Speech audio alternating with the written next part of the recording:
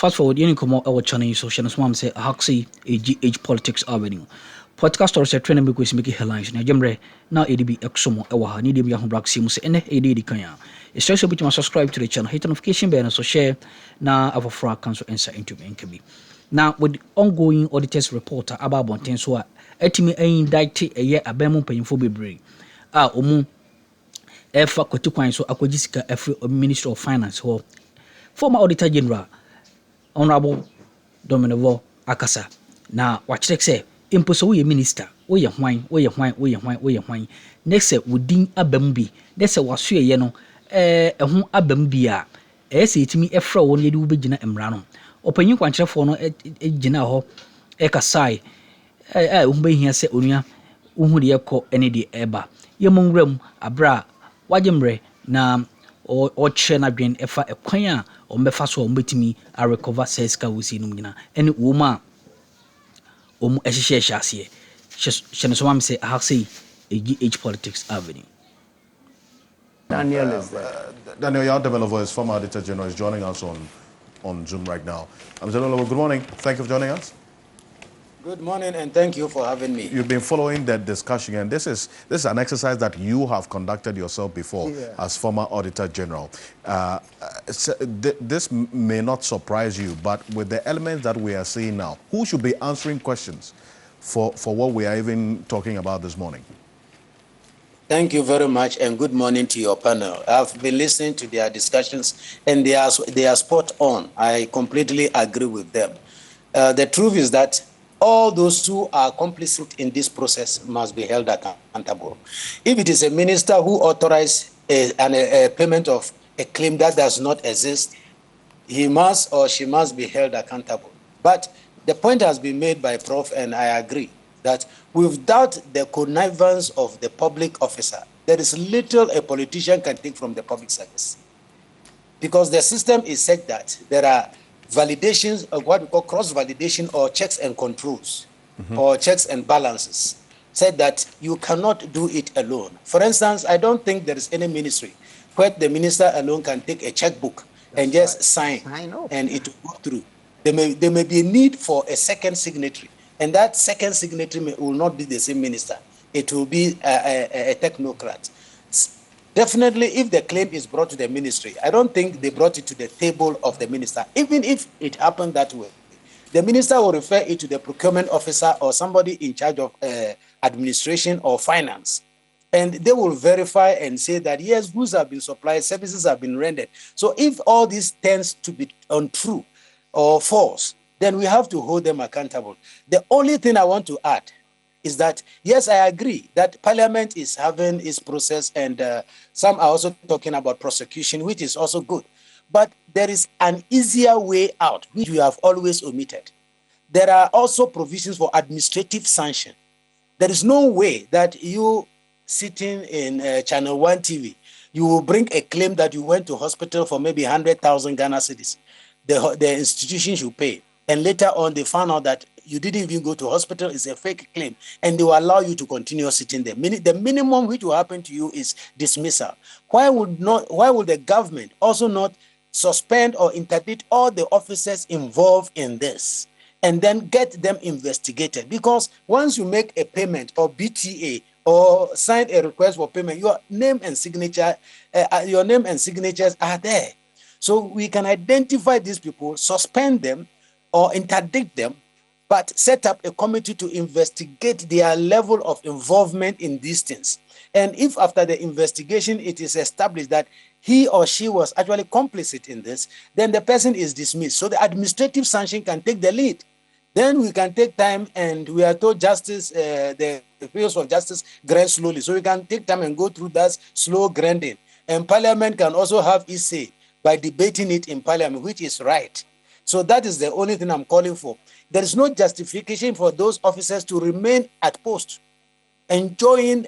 You see, we are all livid or annoyed about what has been disallowed, but we are not aware that some will have gone through, some payments will have been done, which we cannot go back for. So I think it's a very good thing, and I'm happy with what Honorable Felix Ofosu-Kwakye said.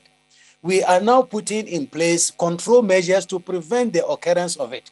And Absolutely. the value for money audit office that he mentioned, it has a very important role to play, not only because of overpricing. At times, the value for money audit office may even look at the quantity that you are looking for. Does it make sense? In the public service, some people buy stationery or items for the next 10 years. If you look at the consumption rate, it may be for 5 years or for 10 years. Do we need to incur such expenditure? And at times, they even have a stock that they have not used and they still want to buy and just waste government money. So we may have to look at all these things and put in the preventive measures. I also want to suggest that one unit which plays such important role, again in their respective MDAs, is internal audit. Let's make the internal auditors independent. Today, in the business world, in the corporate world, internal audit is even outsourced. So internal auditor must not necessarily report to the principal spending officer who he or she is checking. We should put the internal auditors under the agency, and then they are sent or posted to go and monitor activities and provide assurance at the various ministries, departments, and agencies, just as Accountant General does. If you go to Ministry of Health, the accountants there, they are from Accountant General. The Ministry of Education, the accountants, they are from Accountant General. But they are posted there to do the work. The same thing can happen to the internal audit so that they know that the one I'm checking is not responsible for my salary, for my transfer, for my promotion, etc., so that they are not compromised. Thank you. I see. And there's been a suggestion that the forensic audits, based on what we have seen so far since this administration took over, employing a lot of the forensic audits to uncover a bit more detail than what a normal audit would be. The forensic audit should be the baseline auditing for public accounts. Is it one that you agree? I completely agree. You know, there are several types of audits that we provide in the public sector. People just hear of audit and they think all the audits are the same. No. If you go under clause 2 of Article 187, the audit of accounts, which is stated that the Auditor General should do, and within 6 months, according to clause 5, he should report to Parliament. That is a financial audit. So that's the financial audit, which is done annually, or we call it regularity audit. You do it regularly, okay? Then there is what we also call compliance audit, where the auditors go to see whether the provisions of the law and the system or the controls are being adhered to. Those are a different type of audit. And if you go under Section 16 of the Audit Service Act, it also provides that the Auditor General may undertake special audits and report to Parliament. And again, let me also do some education over here. I've heard some people arguing why is the audit report or the liability audit report being debated or being discussed in Parliament instead of it going to Public Accounts Committee. If you read both the Constitution and the Audit Service Act, I mean Constitution Clause 5 of Article 187 and then Section 16 of the Audit Service Act, Auditor General reports to Parliament. And in fact, Clause 6 of Article 187 even went further to say Parliament shall debate the audit report, and when they find it necessary, refer it to committee. So Parliament is not supposed to always send it to Public Accounts Committee. They can debate it. So I think that is also right. So the special audit that you asked about is very important. Value for money audit, procurement audit, IT audit, etc. They are all called special audits, and they come in to fill the loopholes between the periodic or the regularity audit, which is the financial audit report that goes to Parliament every year. Thank you. I see, and I know there's one conversation. This fits into the bigger issue of the Operation Recover or Loot, which you, together with Lawyer Martin Pebu, were part of the, the preparatory team. Now, the pace of oral has been a subject of conversation, not just this week, but in the past few weeks gone by.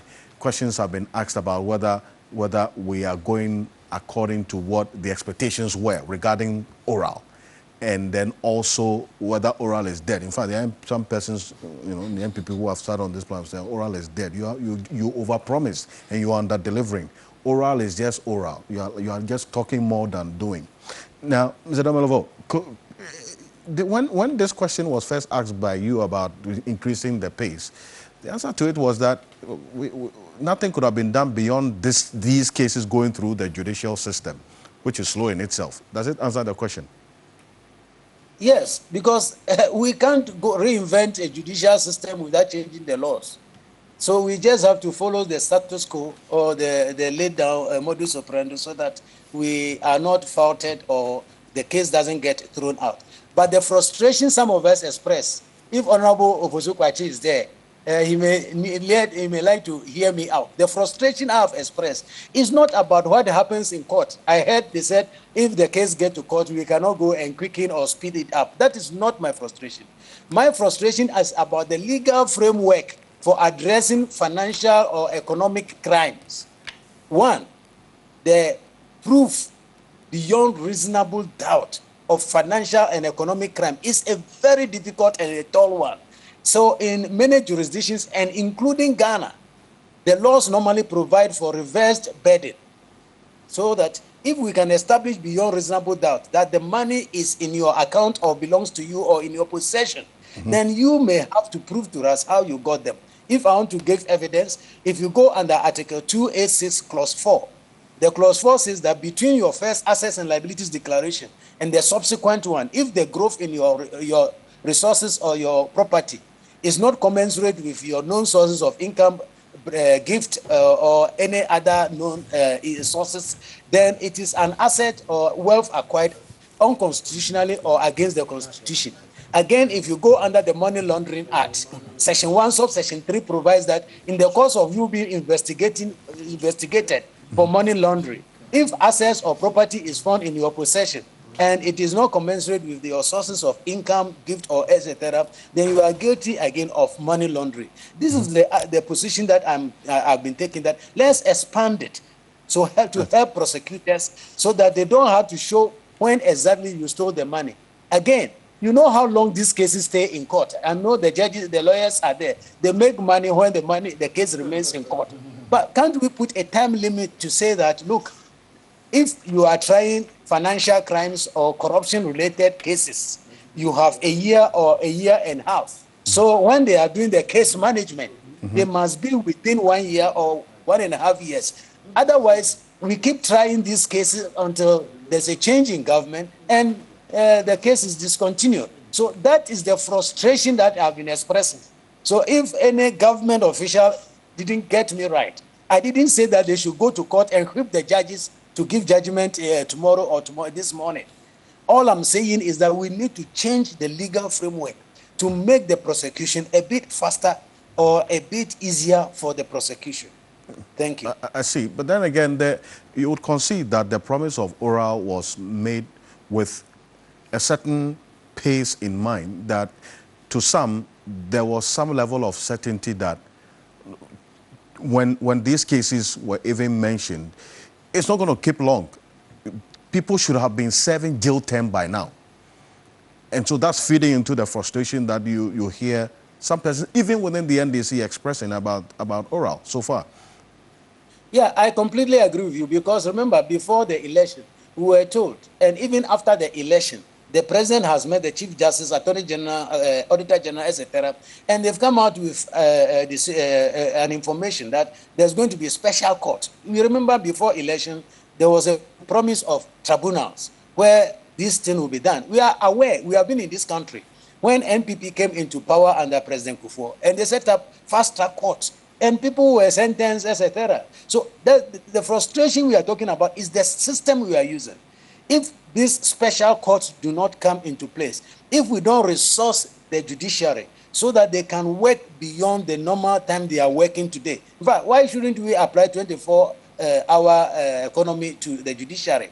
Why should we always go to court during the working hour? The judiciary can have time to listen to our cases after 6 p.m. This will all fast-track the hearing of the cases. And if we can put in additional courts like the special courts and get the people recruited to do that, I am sure the Chief Justice meant well when he told us he was going to do it.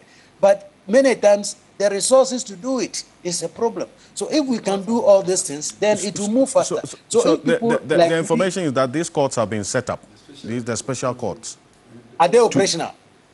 How many cases have from Lamati people says they are some how of many them. cases? How many cases have gone there so far? No, how many cases have gone there so far? You aware? Okay, no, that one I'm not aware. Thank you. So that's not what we are looking for. Not empty shells. We want a system which is working. Okay. No, it's okay. No, Mr. Domelevo, end your point, please. So the point I'm making is that it's because of those promises that gave us the hope that within a year or a shorter period, people will have been sentenced or maybe convictions will have been obtained by then. And let me also be quick to say that I, for one, I was not only waiting only for the judicial system, because I know that the Auditor General has a major role to play. If these reports, especially the oral, majority or almost all, were given to the Auditor General, all the expenses that were deemed to be contrary to law could be disallowed. That is faster. And Clause 9 of Article 1A7 says it is the offended person, the person who feels offended by the disallowance, who should go to court. And if he doesn't go, then Section 17 of the Audit Service Act provides that after 60 days, the debt has matured. So all that the Attorney General will have done is to file a civil claim at the court to recover the money. I think we will have made some progress by now. And none of this will stop the prosecution. So if we are expressing frustration, this is the angle from which some of us are coming. We are not saying that we should go and push a judge to give judgment tomorrow morning. What we are saying is that the legal framework will continue to favor the criminals. Thank you. Well, I see. And you point at the lawyers as well. That you said they've mastered the art of prolonging cases to delay to a point where there's a change in administration, then there's no prosecution. Two of them are here. Exactly. Yes, they are aware. And they, It's true. including you. Yeah. You know, some cases they are a bit more political than criminal. And so it is difficult for you to give judgment when a particular regime is in office. They may not accept it. But that is the fact or the view or opinion I hold. So you see that they keep deferring or adjourning the case till immediately there's a change in government. Then you hear that big English, nolli prosequa, and that is all. Is it English? I think it is Latin word. Yeah. Yes, you hear that nolli prosequa, and our money is gone. Yes. I see. I'm But very glad you agree. I'm The very two of glad you. that he points that one. So you're, The filing of the that's what nolli we've been prosequa doing. on the preceding cases. So, he has been very fair, and I want to commend him. The filing of the nolli prosequa was the beginning of probably the misunderstanding some of us had in the prosecutions that we thought was politically tainted. And one of the things that I want to disabuse his mind of is the perception that we delay cases in order to make more money as lawyers. You know the loopholes in the system, so you exploit it. I don't agree to that because sometimes you make more money when you are very meticulous and you do it quicker. It depends on each case, actually. So it's not the case that lawyers frustrate the court system. Yes, it's a perception. Oh, but it's this. It's the look, some of the cases, you know that, look, this case is bad. So you would delay. Look, please, let's not deny. Get more money. Oh, well, Not get more but money. the thing is that you know that this case, if you don't delay, look, you are in for the slaughter. I beg, let's not deny this. Wait. Sometimes. He made a statement that to make more money. And I'm saying that it is not but necessarily in that case, you get the person out, so it's more money. Look, I can't deny. In every profession, there are reasons. He says you delay and make more money. And I'm saying that I don't think that is Okay, true. that's your view. I'm going to say it as You can make your money all right. Thank you. Without That's necessarily your view. You say it as this. It's there. It's there. People delay the cases for different reasons, not to make money. Oh, you can't rule it out. That's why it's not even logical. Look, we are human beings. How can we are just one lawyer? You won't know what every lawyer does. So delaying, how much money do you get out of delaying? Because you keep the person out of jail, so you make more money. Okay. Delaying doesn't get money. Yeah, joking. Look, sir, let's not over talk. Look, it's there. We nsɛm ahorow timi kɔ so ɔkyɛne no so da sɛ ne so ɔbaade ndi adom bi adom ni a ɔno a yɛbɛsan abɔ awuram